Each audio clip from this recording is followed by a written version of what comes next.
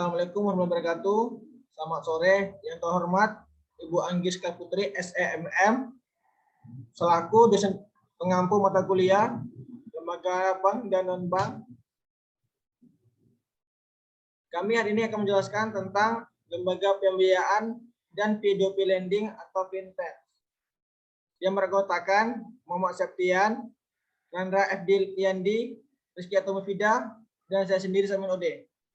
Baiklah, di sini ada dua yang akan kami jelasin. Yang pertama, lembaga pembiayaan, yaitu ada pendahuluan kegiatan usaha lembaga pembiayaan, pengelolaan lembaga pembiayaan, pengaturan lembaga pembiayaan, pengawasan lembaga pembiayaan, menggunakan jasa pembiayaan secara bijak, contoh kasus, dan profesi di lembaga pembiayaan. Dan yang kedua ada P2P lending atau fintech. Yang pertama, pendahuluan fintech P2P lending atau FinDer di Indonesia, proses bisnis fintech P2P lending, dan pengaturan pengawasan P2P lending. Selanjutnya akan dibaca oleh Muhammad Septian. Lembaga pembiayaan. Yang pertama, sejarah lembaga pembiayaan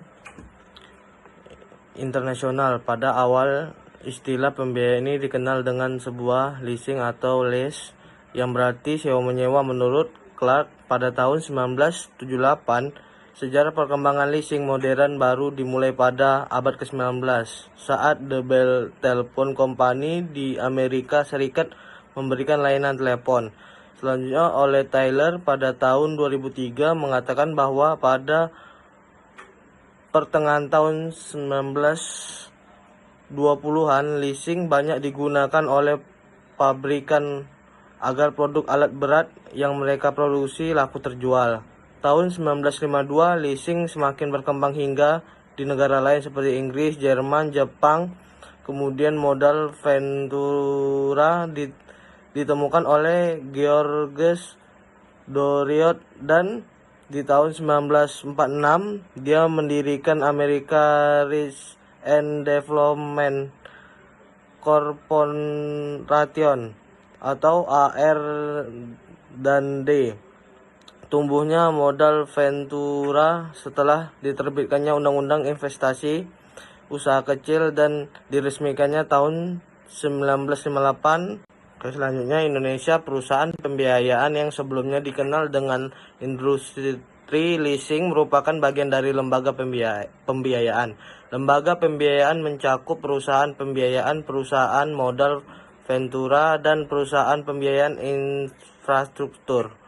Munculnya industri leasing di tanah air diawali dengan diterbitkannya Surat Keputusan Bersama atau SKB 3 Menteri RI, yaitu Menteri Keuangan, Menteri Perindustrian, dan Menteri Perdagangan nomor KIP 122 MK 42 tahun 1974, nomor 32 MSK 2 tahun 1974, dan nomor 30 KPBI tahun 1974. Pada tanggal 7 Februari tahun 1974, Indonesia sebagai negara berkembang saat itu sedang membangun membutuhkan banyak barang modal seperti kapal-kapal, mesin, traktor, truk, ekskavator, dan alat-alat berat lainnya. Dikarenakan tingginya harga bahan baku dan terjadi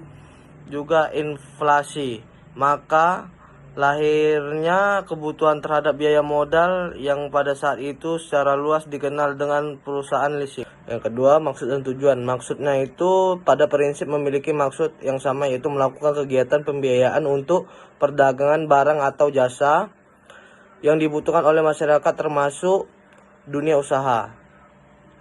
Yang pertama ada barang modal seperti mesin-mesin, traktor, truk, pabrik, kapal, dan alat berat. Yang kedua itu barang konsumsi seperti telepon genggam, notebook, televisi, sepeda motor, dan mobil sedan. Yang dimaksud dengan jasa contohnya adalah jasa arsitek untuk pembangunan gedung, jasa pembiayaan untuk biaya kuliah, jasa pembiayaan untuk biaya perjalanan wisata, dan sebagainya. Tujuan didirikannya perusahaan pembiayaan adalah untuk turut memberikan dukungan bagi pembangunan nasional dan perkembangan ekonomi Indonesia, serta meningkatnya taraf hidup masyarakat. Tujuannya didirikan perusahaan ini pembiayaan adalah untuk turut memberikan dukungan bagi pembangunan nasional dan perkembangan ekonomi Indonesia, serta meningkatkan taraf hidup masyarakat. Ketiga, teori pembiayaan.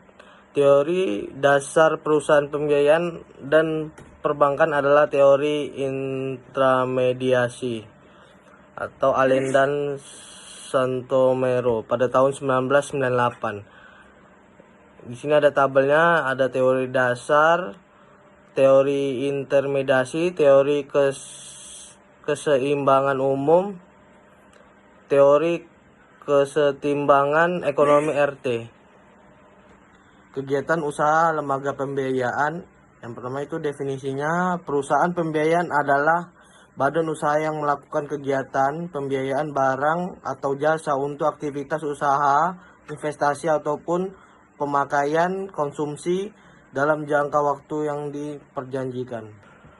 Pada tanggal 28 Desember 2018, Peraturan OJK nomor 35 POJK bulan 5 2018 tentang penyelenggaraan usaha pembangunan pembiayaan, pembiayaan investasi, pembiayaan barang modal beserta jasa diperlukan untuk aktivitas usaha atau investasi, rehabilitasi, modernisasi, ekspansi atau regulasi tempat usaha atau investasi yang diberikan kepada debitur. Yang kedua, pembiayaan modal kerja, pembiayaan untuk memenuhi kebutuhan pengeluaran yang habis dalam satu siklus aktivitas usaha debitur dan merupakan pembiayaan dengan jangka waktu maksimal 2 tahun. Yang ketiga, pembiayaan multiguna, pengadaan barang atau jasa yang diperlukan oleh debitur untuk pemakaian atau konsumsi dan bukan untuk keperluan usaha atau aktivitas produktif dalam jangka waktu yang diperjanjikan. Yang keempat, kegiatan pembiayaan lainnya. Kegiatan piutang yang menimbulkan piutang pembiayaan dalam neraca perusahaan. Kegiatan ini harus mendapatkan persetujuan dari OJK. Kegiatan usaha lembaga pembiayaan. Yang kedua, cara pembiayaan. Ada beberapa cara pembiayaan yang dapat digunakan oleh perusahaan pembiayaan tergantung pada kebutuhan debitur dan tujuan pembiayaan. Yang pertama itu sewa pembiayaan atau finance lease. Yang kedua, jual dan sewa balik atau sell and lease back. Yang ketiga, anjak piutang atau factoring. Yang keempat, pembelian dengan pembiayaan secara angsuran. Yang kelima, fasilitas dana. Yang ketiga, perusahaan modal ventura atau PMV. Penyetaraan saham. Pembiayaan melalui pembelian surat utang yang diterbitkan pasangan usaha. Peraturan OJK nomor 35 POJK bulan 5 2015 penyelenggaraan usaha modal ventura, pembelian obligasi konversi, pembelian usaha produktif. Yang keempat, dana ventura. Dana ventura adalah kontrak investasi bersama yang dibuat antara PMV dan bank kustodian, di mana PMV diberikan wewenang untuk mengelola dana dari para investor yang akan digunakan untuk melakukan kegiatan usaha modal ventura. Selain 4 jenis kegiatan usaha tersebut, sebuah PMV juga diberikan peluang untuk melakukan kegiatan jasa berbasis fee dan kegiatan usaha lain dengan persetujuan OJK. Pengelolaan lembaga pembiayaan. Yang pertama, permodalan. Perusahaan pembiayaan dilarang untuk menarik atau menghimpun dana dari masyarakat. Perusahaan pembiayaan yang berbadan hukum perseroan terbatas PT minimal ekuitas yang harus dimiliki itu 100 juta. Bagi perusahaan pembiayaan yang berbadan hukum, koperasi minimal ekuitasnya adalah 50 juta. Yang kedua, sumber permodalan. Yang pertama, pinjaman perbankan. Yang kedua, penerbitan obligasi. Yang ketiga, penerbitan surat utang jangka menengah. Yang keempat, pinjaman subordinasi. Yang kelima, sekuritas aset. Yang keenam, penambahan modal di sektor termasuk melalui penawaran umum saham. Yang ketiga, suku bunga. Suku bunga, ada rumus suku bunga. Suku bunga sama dengan bunga yang diterima dalam setahun per jumlah pinjaman kali 100%. Yang A, bunga flat digunakan untuk menghitung beberapa jumlah angsuran bulanan. Jumlah angsuran dihitung dengan mengalihkan bunga flat ke utang pokok atau awal. Yang B, bunga efektif digunakan untuk menghitung beberapa jumlah angsuran bunga pada bulan yang bersangkutan. Jumlah angsuran bunga dihitung dengan mengalihkan bunga efektif ke sisa hutang pokok.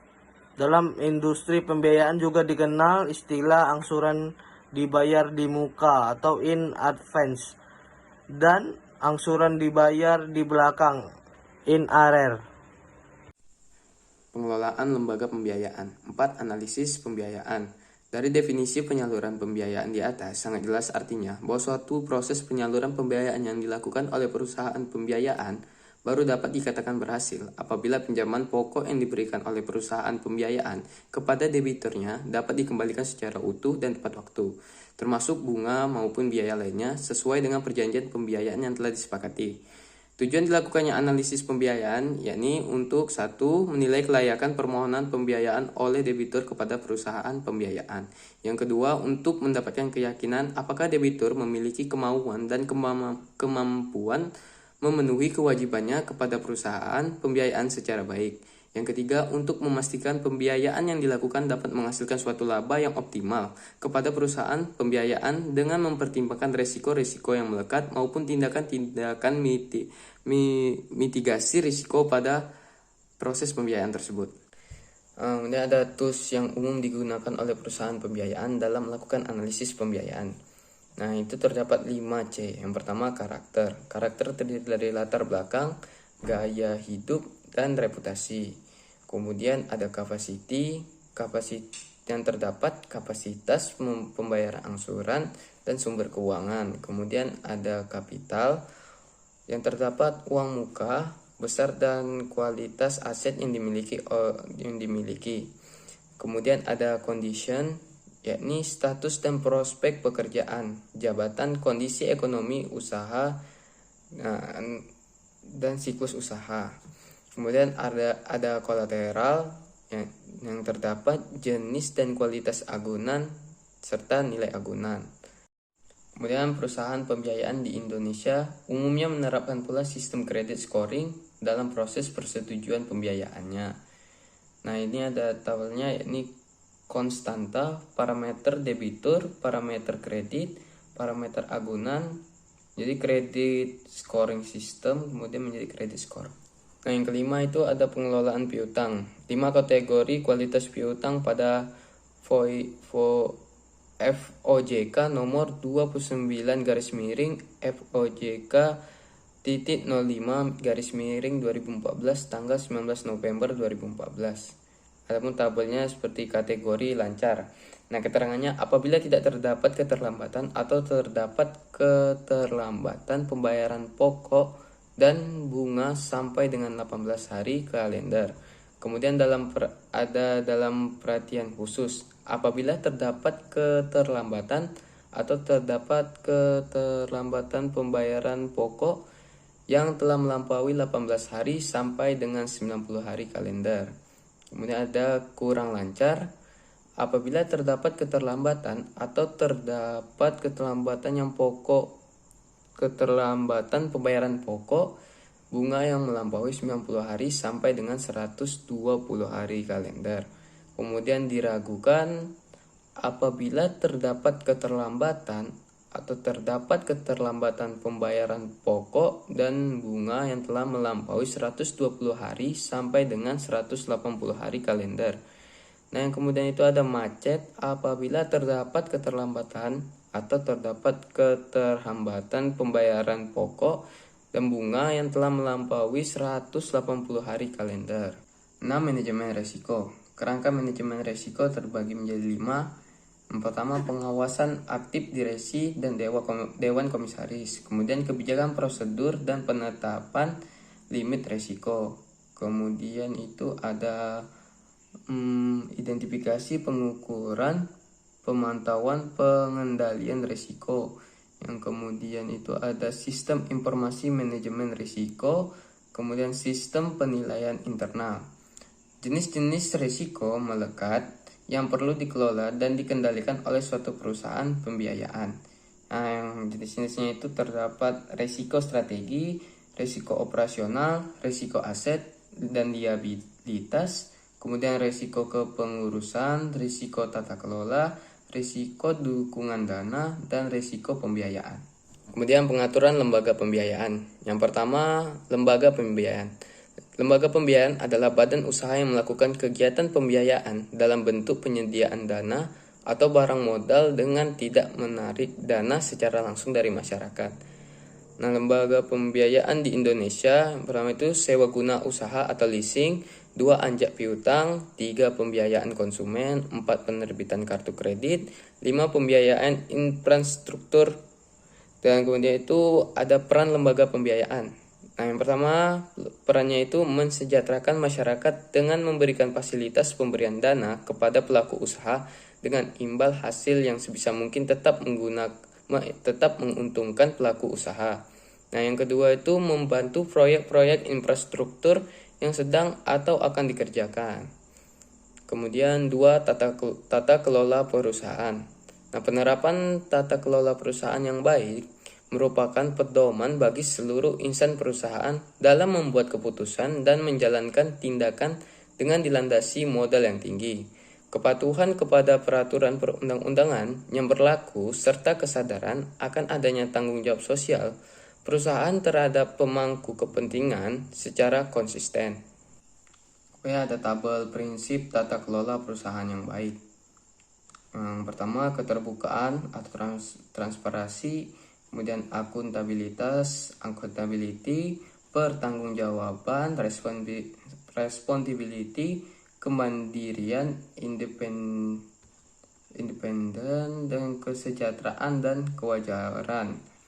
Tujuan tata kelola perusahaan yang pertama, mengoptimalkan nilai value perusahaan bagi pemegang saham.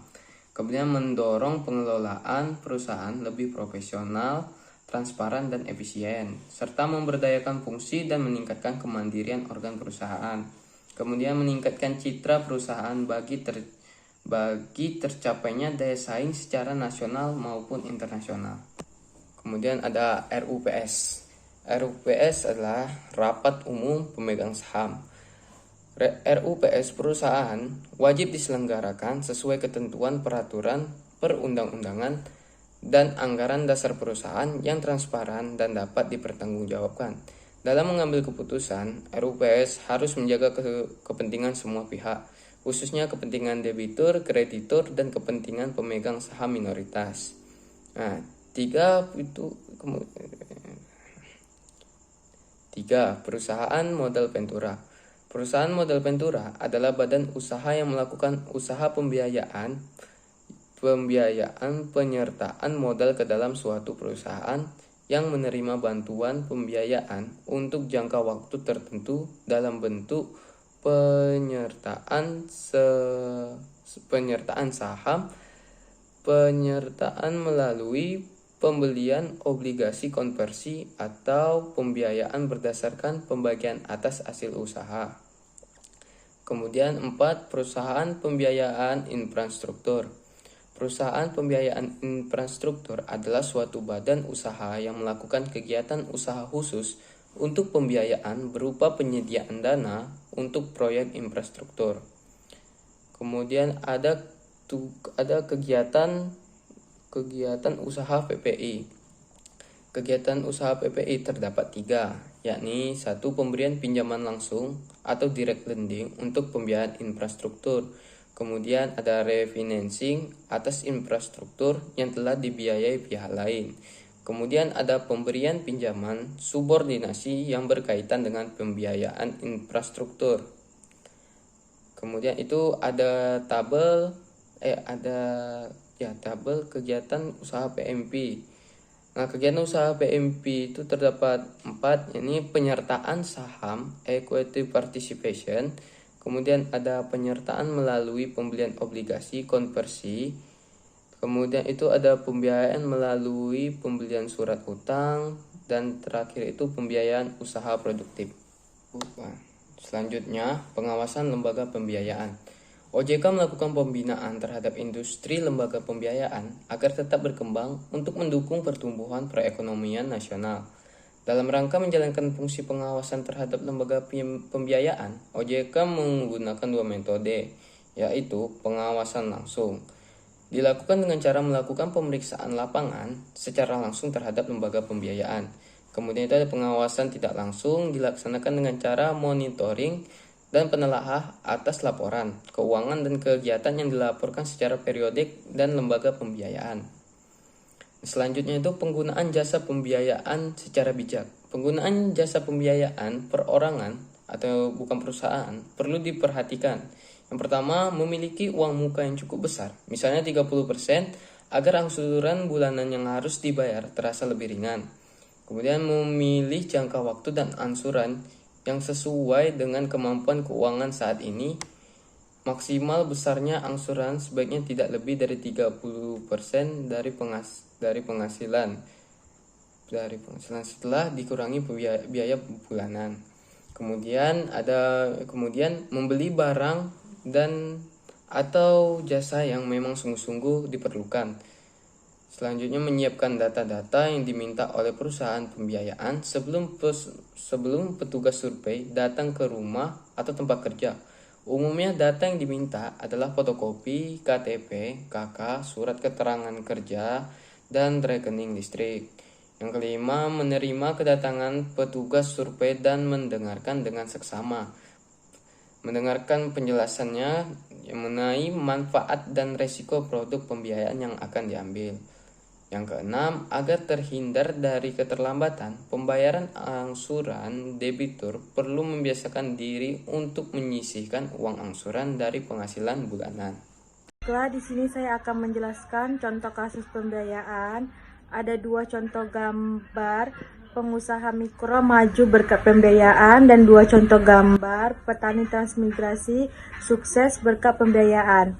Dan ada 6 jenis profesi lembaga pembiayaan, 1 profesi di bidang pemasaran, 2 profesi di bidang pengkreditan, 3 profesi di bidang operasional, 4 profesi di bidang penagihan, 5 profesi di bidang-bidang khusus, 6 profesi di tingkatan manajerial atau eksekutif. Sertifikasi profesi dari sisi jumlah tenaga kerja sampai dengan Desember 2015, industri pembiayaan telah mempekerjakan lebih dari 209.178 karyawan yang terbesar di seluruh Indonesia untuk membangun industri pembiayaan yang sehat dan kuat serta meningkatkan daya saing, kompetensi, dan profesionalisme bagi SDM yang bekerja di industri pembiayaan guna menghadapi era globalisasi masyarakat ekonomi ASEAN akhir tahun 2015, maka Otoritas Jasa Keuangan atau OJK selaku regulator menerbitkan peraturan POJK nomor 29/POJK.05/2014 tentang penyelenggaraan usaha perusahaan pembiayaan, khususnya bab 13 pasal 50 mengenai kewajiban memiliki sertifikasi sesuai fungsinya bagi SDM yang bekerja dalam industri pembiayaan di Indonesia. Program sertifikasi di perusahaan pembiayaan dilakukan oleh PT Sertifikasi Profesi Pembiayaan Indonesia. Ini bertujuan untuk memberikan pengakuan atas kompetensi yang dimiliki seseorang sesuai dengan standar kompetensi kerja yang dipersyaratkan dan diakui di dalam industri pembiayaan. Selain itu, melalui program sertifikasi ini diharapkan SDM Indonesia, khususnya di bidang industri pembiayaan, dapat meningkatkan kualitas dan daya saing. Kompetensi yang telah baik dibandingkan dengan SDM negara lain. Pada akhirnya diharapkan masyarakat pengguna jasa pembiayaan dapat dilayani baik dan terlindungi kepentingannya. Financial Technology atau Fintech Peer-to-Peer Lending. 1. Definisi Fintech Peer-to-Peer atau P2P Lending atau Financial Lending atau pinjaman dalam jaringan merupakan praktik atau aktivitas pinjam-meminjam uang yang mempertemukan pemberi pinjaman dengan penerima pinjaman melalui platform digital. Kegiatan ini merupakan kegiatan yang masih tergolong baru sebagai sebuah produk finansial. Meskipun demikian, pada praktiknya P2P Lending atau Pindar sendiri sebenarnya telah berjalan cukup lama. Dulu praktiknya dilakukan dengan metode tradisional atau tidak berbasis teknologi digital seperti yang dapat dilihat sekarang. Sejarah P2P. 1. P2P Lending di Inggris, perusahaan pertama di dunia yang menawarkan P2P Lending. Berasal dari Inggris yang bernama Zopa yang berdiri pada tahun 2005. Selanjutnya Funding Circle berdiri pada bulan Agustus 2010. Kedua perusahaan tersebut juga merupakan anggota dari Peer-to-Peer Finance Association. 2. P2P Lending di Amerika. Industri P2P Lending di Amerika Serikat muncul 1 tahun setelah di Inggris, tepatnya bulan Februari tahun 2006. Prosper adalah perusahaan pelopornya, diikuti oleh Lending Club sebagai berikutnya. Kedua perusahaan tersebut bermarkas di San Francisco, California. Ketiga, P2P Lending di Cina. Di kawasan Asia, tepatnya di Cina, model bisnis P2P Lending mulai memasuki pasar berkisar di tahun 2007. Namun praktik P2P Lending sebenarnya sudah dilakukan masyarakat di Cina sejak lama secara offline. Dari berabad-abad yang lalu, menurut data yang dirilis Straits Times tahun 2014, terdapat sekitar 1.600 platform P2P Lending di Cina. Saat itu, Cina adalah pasar P2P Lending terbesar di dunia melampaui Inggris dan Amerika. Sejarah P2P Lending yang ada di Indonesia.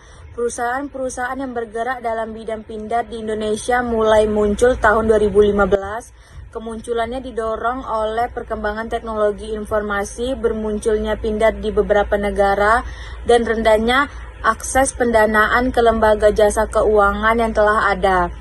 Layanan pindad dimaksudkan untuk mengisi kesenjangan kebutuhan pembiayaan di Indonesia dan membuka akses bagi mereka yang tidak memiliki akses terhadap layanan perbankan atau lembaga pendanaan lainnya. 3. Latar belakang. 1. Kemudahan akses dengan jangkauan luas yang menargetkan generasi muda yang sudah akrab dengan internet dan memanfaatkannya untuk segala kebutuhan. 2. Seiring dengan perkembangan teknologi, memperbesar peluang perusahaan fintech melalui kebutuhan masyarakat untuk melakukan aktivitas secara daring. 3. Terdorong beberapa startup sukses sebagai Gojek yang berkembang menjadi perusahaan multinasional. Industri pindad tergolong baru sehingga masih ada peluang tinggi. 4. Masih setidaknya peraturan yang melingkupi, maka pembisnis muda menganggap fintech fleksibel dan tidak kaku dibandingkan dengan bisnis konvensional. 5. Usaha fintech yang menggunakan teknologi, software, dan big data, serta data dari sosial media. Data-data tersebut dapat dijadikan bagian dari analisis resiko. 4. Tujuan P2P Lending di Indonesia. 1. Layanan yang diberikan penyelenggara P2P Lending atau Pindar adalah menyediakan, mengelola, dan mengoperasikan layanan pinjam-meminjam uang berbasis teknologi informasi dari pihak pemberi pinjaman kepada penerima pinjaman yang sumber dananya berasal dari pihak pemberi pinjaman. 2. Industri Pindar hadir di Indonesia dimaksudkan untuk membantu UMKM dalam mendanai bisnisnya sehingga dapat lebih berkembang dan bersaing. 3. Targetnya adalah masyarakat dan UMKM secara bisnis layak didanai, tetapi tidak dapat mengakses perbankan. 4. Industri pindar dapat menutupi kesenjangan terhadap kebutuhan pembiayaan di Indonesia. Industri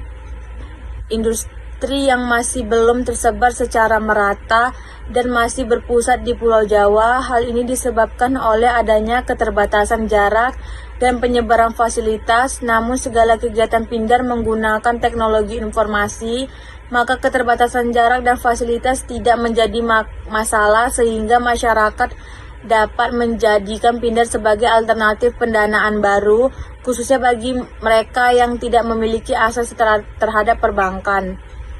5. Dasar hukum P2P lending di Indonesia.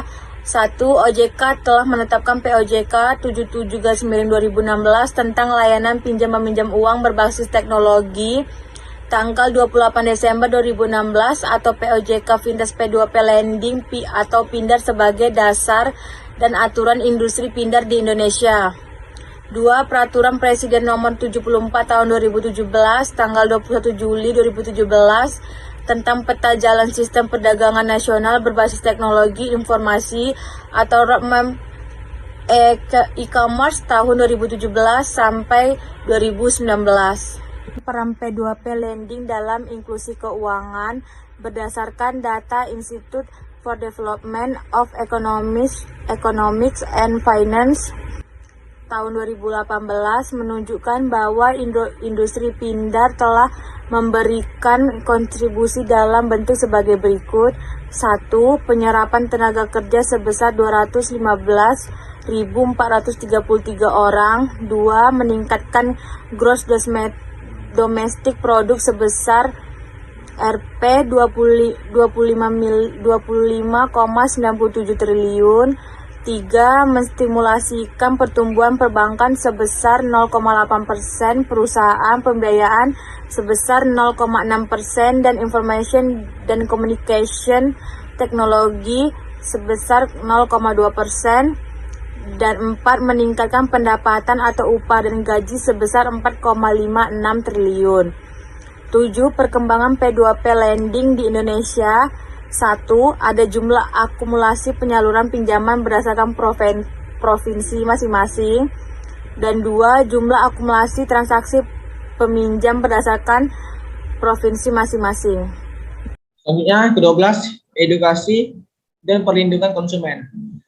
Penyelenggaraan pindar wajib mengikuti ketentuan PJOK nomor 1 atau PJOK 07/2013 tentang perlindungan konsumen sektor jasa keuangan. PJOK nomor 76 atau PJOK 07/2016 tentang peningkatan literasi dan inklusi keuangan di sektor jasa keuangan bagi konsumen dan atau masyarakat, dan PJOK nomor 77 atau PJOK 01/2016 tentang layanan pinjaman meminjam uang berbasis teknologi informasi. OJK masyarakatan penyelenggara yang sudah terdaftar dan akan sedang mengajukan perizinan untuk melakukan sosialisasi sebanyak minimal 12 kali dalam tahun.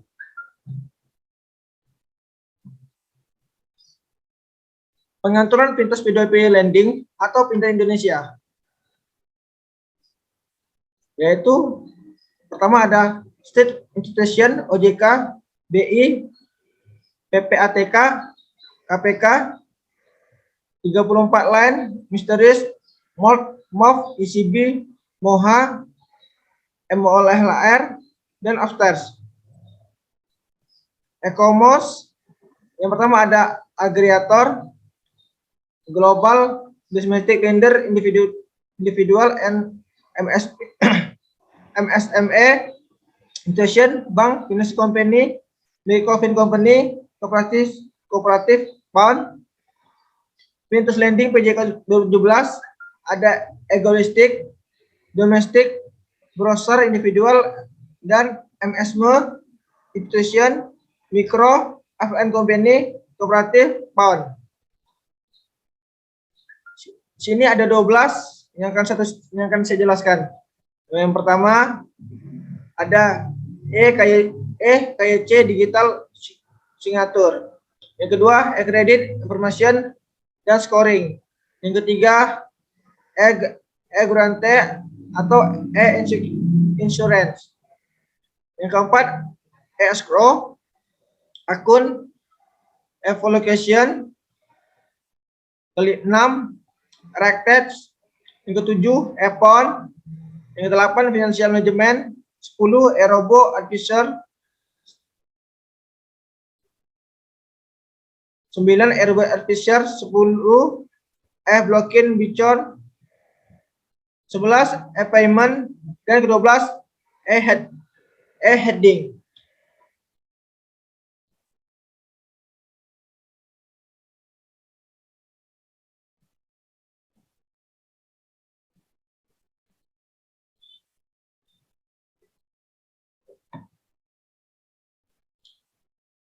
Ke-13, pengaturan P2P lending. Kewajiban PJOK 77 atau 2016, kewajiban penyelenggara pindah sesuai dengan PJOK 77 2016 dapat diklasifikasikan menjadi 3, yaitu kewajiban umum, kewajiban pada saat pendaftaran badan hukum, dan pada saat pengajuan perizinan pada EJOK. Yang pertama, yang umum, yaitu 1, menggunakan rekening escrow dan virtual akun di perbankan Indonesia. Kedua, di data center dan data recovery center berlokasi di Indonesia. Ketiga, menjaga data pribadi, data transaksi, dan data keuangan yang dikelolanya. Keempat, maksimum penyaluran dana 2 miliar kepada tiap penerima pinjaman.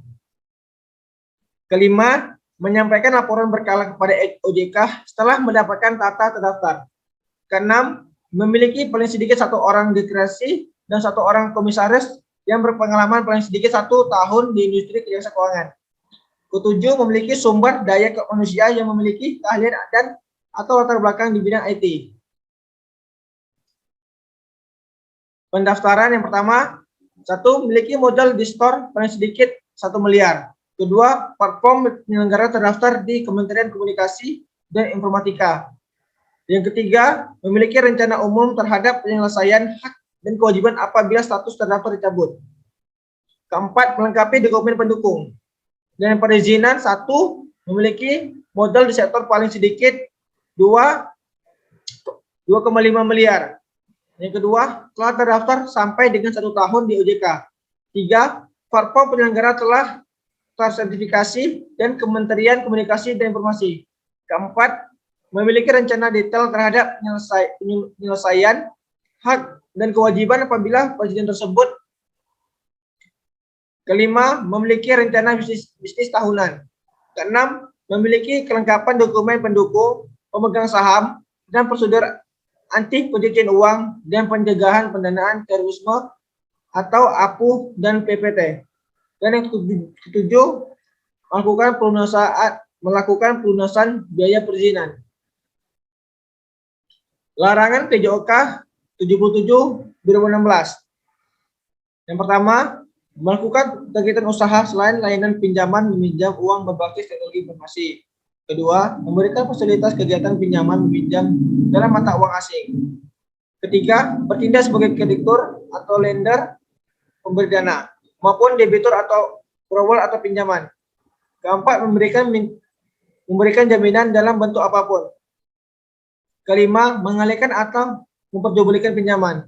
Keenam, menerbitkan surat utang. Ketujuh, mempublikasikan informasi fiktif dan atau menyesatkan.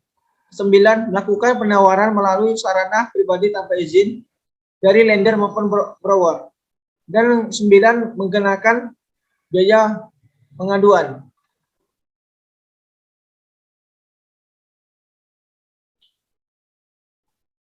Yang 14, pengawasan P2P lending.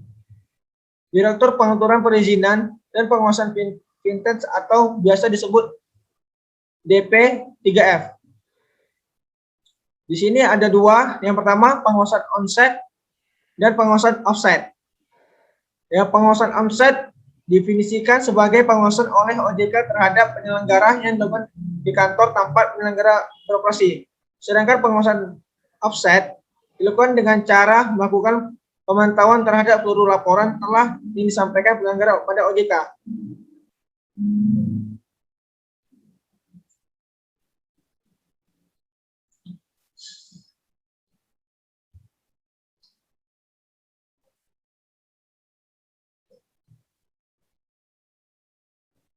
Dan 15, perlindungan konsumen.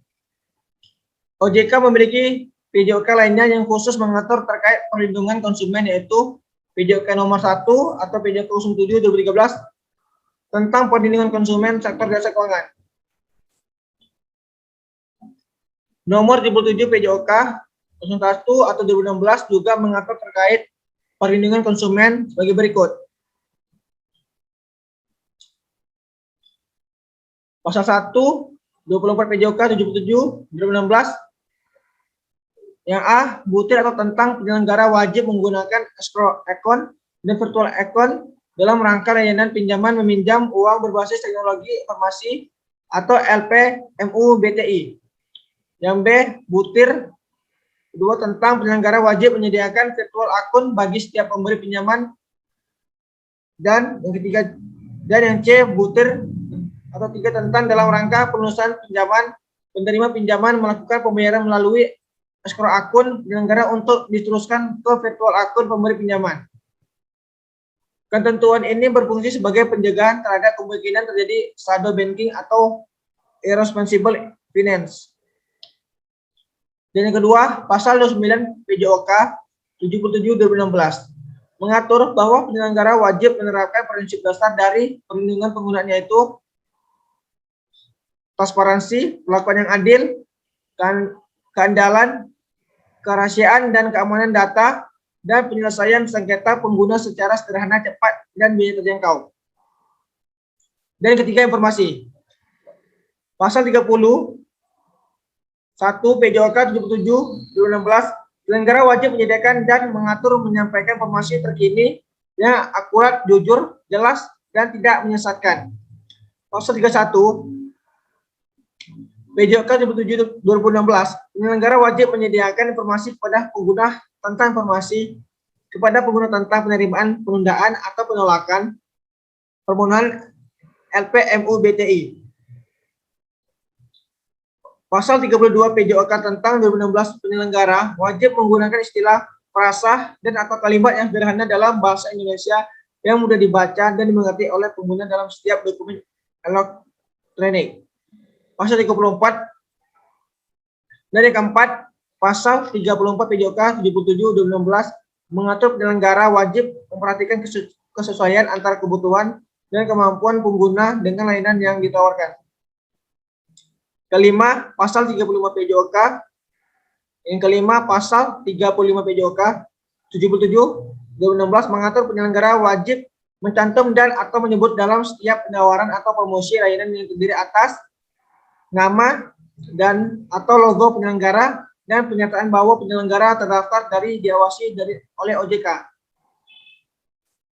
Dan keenam, pasal 36 PJOK 77 2016 mengatur dalam hal penyelenggara menggunakan perjanjian baku tersebut wajib disusun sesuai dengan ketentuan peraturan perundang-undangan. Yang ketujuh, pasal 38 PJOK 77 tentang mengatur penyelenggara wajib memiliki standar operasional pengaduan penggunaan yang dimuat dalam dokumen elektronik.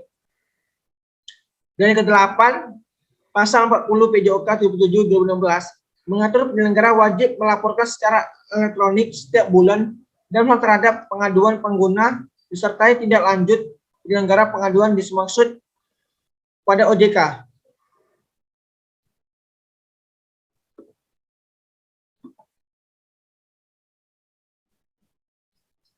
Dan ke-15, perlindungan konsumen.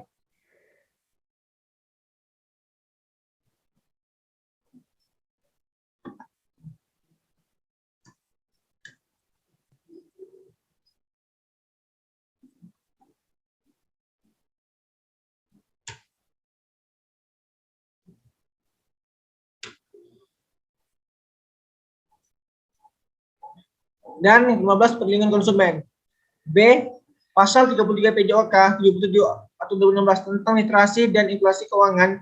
Di dalam pasal ini disebutkan bahwa penyelenggara mendukung pelaksanaan kegiatan dalam rangka meningkatkan literasi dan inklusi keuangan. Bentuk dukungan terhadap literasi dan inklusi keuangan wajib dilaksanakan dalam bentuk kegiatan sosialisasi sebanyak 12 kali dengan kota dan provinsi yang berbeda.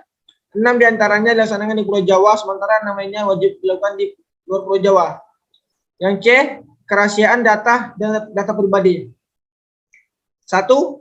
Pasal 26 PJOK 77 2016 mengatur penyelenggara wajib menjaga kerahasiaan keutuhan, ketersediaan data pribadi, data transaksi, data keuangan yang dikelolanya sejak data diperoleh hingga data tersebut dimusnahkan.